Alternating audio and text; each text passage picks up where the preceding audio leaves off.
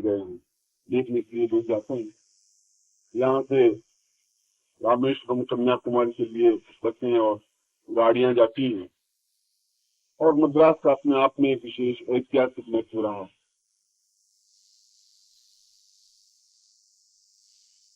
मैं वहाँ की लाइब्रेरी के बारे में बात कर रहा था। वहाँ के एक दक्षिणी विद्वान चिदम्बरम हुए हैं, जिन्होंने अपनी पूरी संपत्ति करीब 60 लाख रुपए इस लाइब्रेरी को बनाने में लगा दिए, और अत्यंत प्राचीन ग्रंथ उस लाइब्रेरी में है। यदि कोई शोधी और जिज्ञासु कोई व्यक्ति हो तो वहाँ उच्च कोटि के ग्रंथ पढ़ने को मिल सकते हैं। वहीं पर ताड़ पत्रों पर लिखी हुई यह पुस्तक रावण का स्वर्णावती साधना ग्रंथ है, जो मूल रूप से ताड़ पत्रों पर लिखी हुई। यही एक पुस्तक और भी भोजपत्र पर लिखी हुई भी पाई जाती है, और यह पटना में है, बिहार में। पटना में भी एक राय कृष्णदास बहुत अच्छे कवि और लेखक हो चुके हैं। उन्होंने अपना निजी संग्रहालय बनाया है, जो कि पूरे भारतवर्ष में विख्यात है।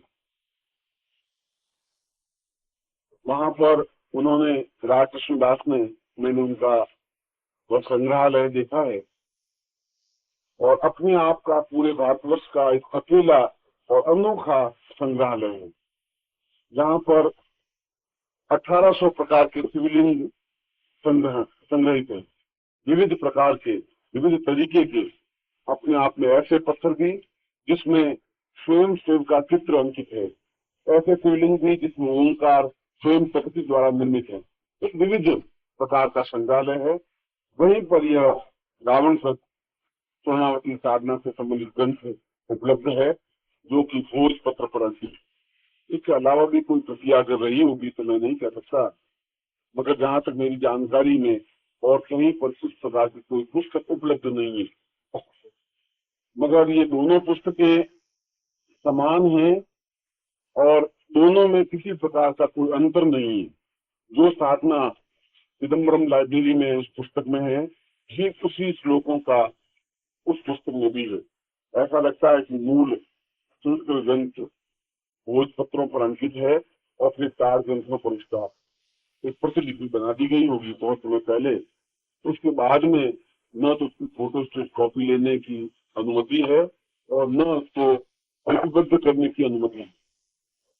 क्योंकि राज कृष्णदास जी से मेरे अच्छे संबंध रहे, और उनसे निवेदन करने पर उन्होंने उसकी फोटोस्टेट कॉपी लेने की मुझे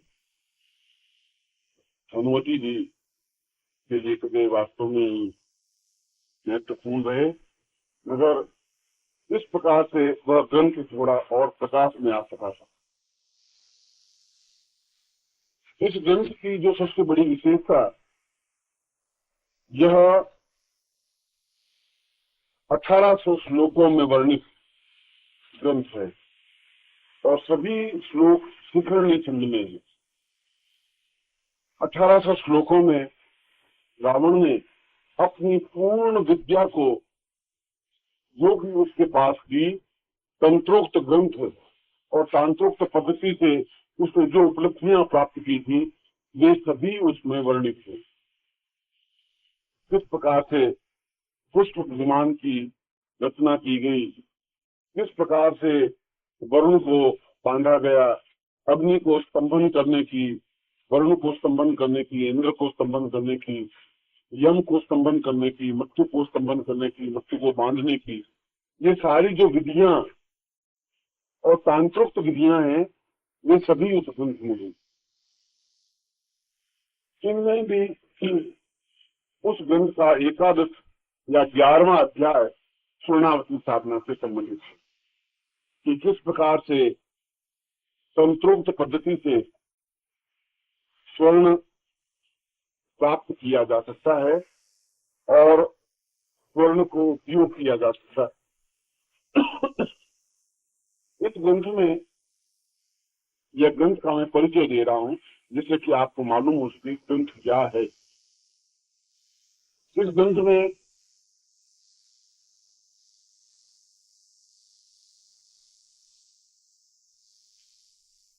धातु से सोना बनाने की तो कई विधियां उसमें हैं, करीब 8-9 विधियां हैं, और वे सभी विधियां अत्यधिक प्रामाणिक और सुगम हैं। और भी मैंने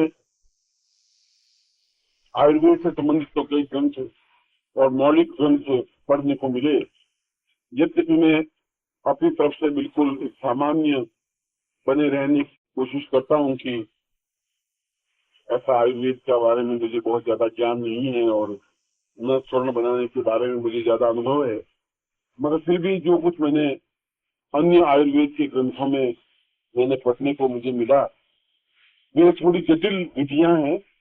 पारे से भी और अन्य धातुओं को एक रूप से धातु में कन्वर्ट करने की जो विधियां हैं, मगर इसमें जो 9 विधियां हैं वे अपने आप में आयुर्वेद की दृष्टि से अत्यधिक महत्वपूर्ण। उसमें 2 प्रकार की कनकावती साधना दी हुई है। एक तो कनकावती यक्षिणी को सिद्ध कर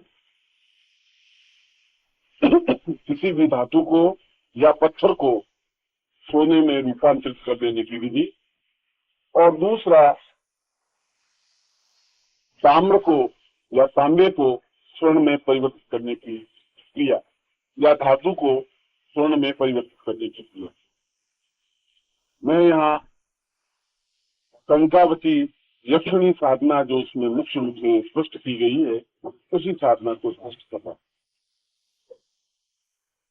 यद्यपि उन्होंने पारे की 3 विधियां और तांबे की भी 3 विधियां स्पष्ट की कि किस प्रकार से सामान्य तरीके से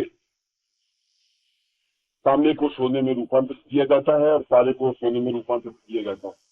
और उस ग्रंथ को पढ़कर पहली बार मैं आश्चर्यचकित रह गया कि इतनी महत्वपूर्ण जानकारी और अचूक जानकारी ने कितने सरल विधि से समझा दी। इतनी सरल विधि से यदि यह ग्रंथ प्रकाश में आ गया होता तो कम से कम 10 लाख व्यक्ति इसमें पारंगत होते हैं, मगर वह ग्रंथ अपने आप में अप्रकाशित और प्रच्छन्न रहा है, इसीलिए उसकी विधियां सही ढंग से प्रकाश में नहीं आती। यद्यपि वे सारी विधियां कूट भाषा में है। कूट भाषा और गूढ़ भाषा दोनों अलग अलग हैं। गूढ़ भाषा के बारे में तो मैंने आपको कई बार समझाया। तो कूट भाषा तो बिल्कुल ही दूसरी प्रकार की विधि है जिसके माध्यम से समझा जाता है। जब आयुर्वेद से संबंधित जब अवसर मिलेगा, जो कि शिविर का अंतिम शिविर होगा, उस शिविर में मैं उन आयुर्वेद के मूल रहस्यों को स्पष्ट करूंगा कि किस प्रकार से आयुर्वेद हमारे जीवन में आधारभूत चिंतन रहा है और उसका किस प्रकार से उपयोग करना चाहिए। यह अंतिम शिविर क्या शिविर है जिसमें शिक्षासन से संबंधित विविध जानकारी और महत्वपूर्ण जानकारी, गोपनीय जानकारी है, मगर मैं उस शिविर में उन सारे विषयों को भी समावेश करूंगा जो अभी तक प्रकाश में उन शिविरों के माध्यम से नहीं आता है। उसमें आयुर्वेद पर अभी तक कुछ कार्य या कुछ बातचीत नहीं हो पाई है। मैं तो केवल धीरे धीरे उन सारी विधियों को थोड़ा बहुत रूप में स्पष्ट इसलिए कर रहा हूं कि जिसकी जो रुचि रहेगी वह उस विषय में और गहराई में जा सकता है। मैं अभी तक उनको समझा रहा हूँ ये चीजें हैं, ये ज्ञान है, ये तंत्र हैं, ये मंत्र हैं, किस प्रकार की विधियां हैं कनकावती साधना के बारे में। और यह साधना अत्यधिक महत्वपूर्ण है, प्रत्येक साधक के करने योग्य है, प्रामाणिक है, क्योंकि मैंने स्वयं ने इसको अनुभव किया है, देखा है और महसूस किया है कि ये प्रामाणिक ग्रंथ है, आश्चर्यजनक ग्रंथ। आयुर्वेद की दृष्टि से तो ग्रंथ का कोई मूल्य नहीं है, महत्व नहीं, क्योंकि उस एक ग्रंथ के बदौलत भी आयुर्वेद का वह धन्वंतरी बन सकता है। इतनी उसमें जानकारी रावण के साधना में की। कनकावती साधना में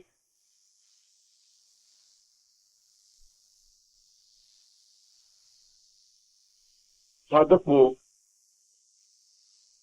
3 बातों का ध्यान रखना चाहिए। पहली बात तो साधक स्वयं आत्मनिष्ठ और मजबूत दिल दिमाग का होना चाहिए। कमजोर मस्तिष्क वाला या जिसका आसन दृढ़ नहीं है, हल्के फुल्के स्तर से साधना करने वाला व्यक्ति ऐसी साधना नहीं करे। जिसकी पूर्ण आस्था नहीं हो, जो अपने आप में दृढ़ चित्त नहीं हो, जो अपने आप में पूरी तरह से सक्षम नहीं हो, ऐसे व्यक्ति को ये साधना नहीं करनी चाहिए। दूसरा, इस प्रकार की साधना घर में एकांत स्थान में की जा सकती है, जहां किसी प्रकार का डिस्टर्बेंस नहीं हो, असुविधा नहीं हो। और तीसरा, इस साधना में व्यक्ति स्वयं अपने हाथ से ही भोजन बना करके भोजन करे, स्वयं पाकी बने। जब तक साधना चले वह और कहीं की कोई वस्तु स्वीकार नहीं करे और न किसी के हाथ का बनाया हुआ खाना खाए। स्वयं पाकी बन करके ही साधना को संपन्न किया जा सकता है।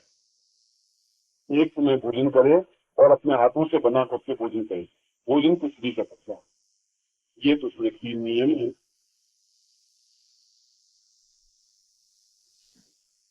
इसमें वनस्पति शिवलिंग का निर्माण करे। वनस्पति शिवलिंग में 18 वनस्पतियां को एकत्र करके उसका शिवलिंग बनाया जाता है। 18 वनस्पतियों के नाम यदि आप चाहें तो मैं लिखवा देता हूं, जो आपको ध्यान में रहेगा। नंबर 1 कदम्ब,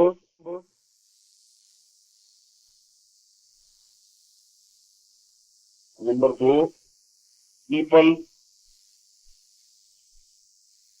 नंबर 3 अर्क आप, नंबर 4 तुलसी,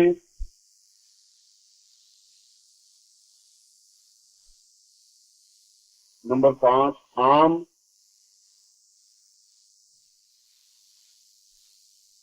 नंबर 6 अश्वत्थ,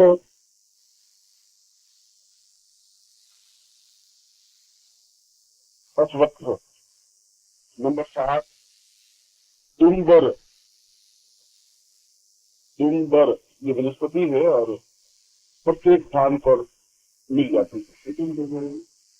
उदुम्बर दूसरी चीज है, तुम्बर TUL।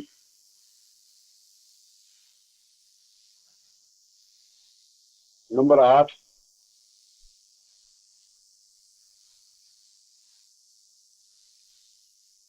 संस्कृत में इसको कहते हैं माक्षी, MAKHI, माक्षी। कल मैं इसके हिंदी और गुजराती नाम आपको इसको करूंगा। इसके ऐसी पुस्तक प्रकाशित है जो संस्कृत नामों को प्रकाशित है, उनको गुजराती में क्या कहते हैं, बंगाली में क्या कहते हैं, इस प्रकार से कैसे चलने 9 8 बताए ना आपको। उस पुस्तक में जो वर्णित है मैं पहले उन शब्दों का प्रयोग कर लेता हूँ, फिर मैं इसको याद नहीं करती। तुलसी आ गए,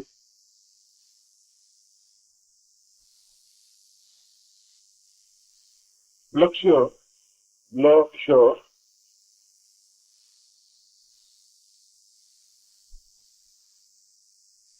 खेजड़ा, जिसको खेजड़ा कहते हैं, गुस्सा, जिसको डाब कहते हैं, दूरवा,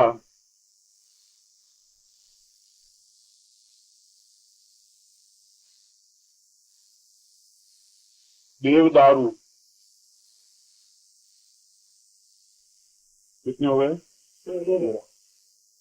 14 लिखो।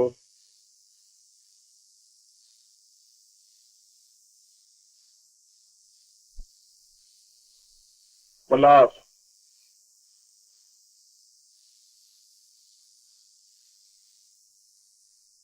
अपामार्ग,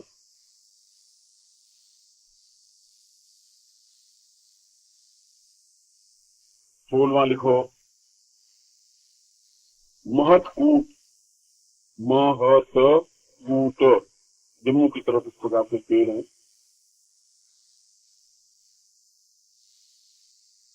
17 केसर, केकर,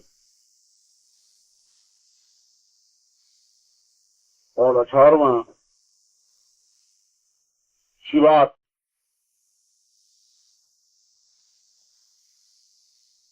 इन 18 वनस्पतियों को बराबर बराबर मात्रा में केसर को छोड़ करके लेकर और उसको खरल में पीस कर घोट कर लुगदी बनाए, और लुगदी बना करके उसमें केसर की कुछ पंखुड़ियां डाल करके और उसका जो शिवलिंग निर्माण किया जाता है उसको वानस्पतिक शिवलिंग या वनस्पति शिवलिंग कहा जाता है। इस प्रकार के शिवलिंग बने बनाए भी मिलते हैं। मैंने मध्य प्रदेश में उज्जैन में इस प्रकार से शिवलिंग बने बनाए देखे थे। कल मैं नमूने के रूप में आपको शिवलिंग बताता है, काउंटर पर रखूंगा, आप देखिए किस प्रकार का होता है। काले रंग का बनना होता है और अपने आप में बड़ा ही सामान्य सा होता है, मगर इन 18 वनस्पतियों को परस्पर मिलाकर सद्गुरुदेव डॉक्टर नारायण दत्त श्रीमाली जी के दुर्लभ वीडियोस, पुस्तक, पत्रिका एवं साधना की निःशुल्क दीक्षा प्राप्त करने के लिए नीचे लिखे हुए नंबर पर वीरल पटेल जी को व्हाट्सएप पे अपना नाम और अपने शहर का नाम लिखकर भेजें। धन्यवाद।